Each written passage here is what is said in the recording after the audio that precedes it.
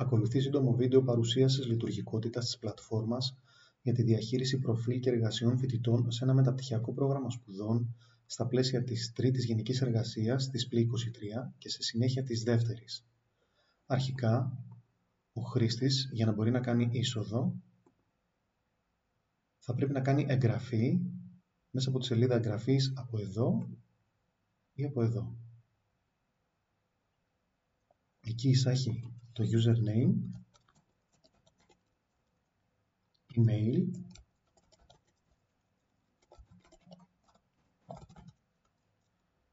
κωδικό πρόσβασης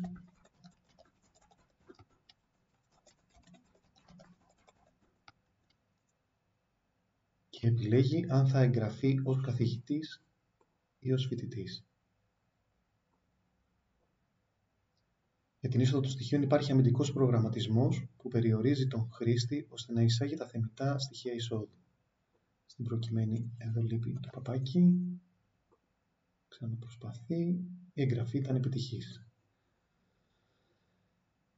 Όταν η εγγραφή είναι επιτυχής, ο χρήστης μεταφέρεται στη σελίδα εισόδου. Εισάγει username και password.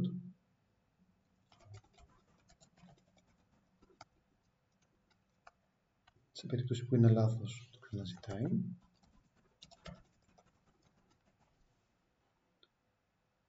Και μεταβαίνει στην αρχική σελίδα για φοιτητές. Εκεί μπορεί να ενημερώσει το προφίλ του.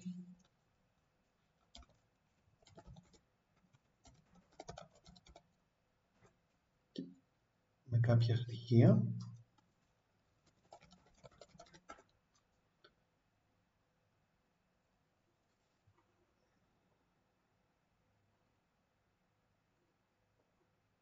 Και σε περίπτωση που θέλει να τα διορθώσει, μπορεί, ξαναφιληρώνοντάς τα.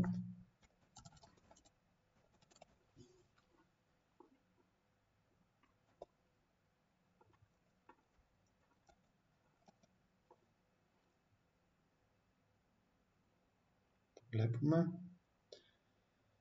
Η λειτουργικότητα στις σελίδες πορτφόλιο εργασιών και υποβολή εργασίας δεν έχουν υλοποιηθεί.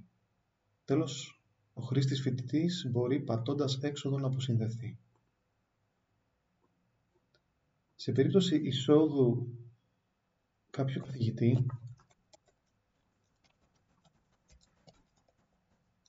εμφανίζεται η αρχική σελίδα για τους καθηγητές, όπου δεν έχει υλοποιηθεί κάποια λειτουργικότητα στις σελίδες που βρίσκονται στο κεντρικό μενού, εκτός από την αποσύνδεση του χρήστη και επιστροφή στη σελίδα εισόδου.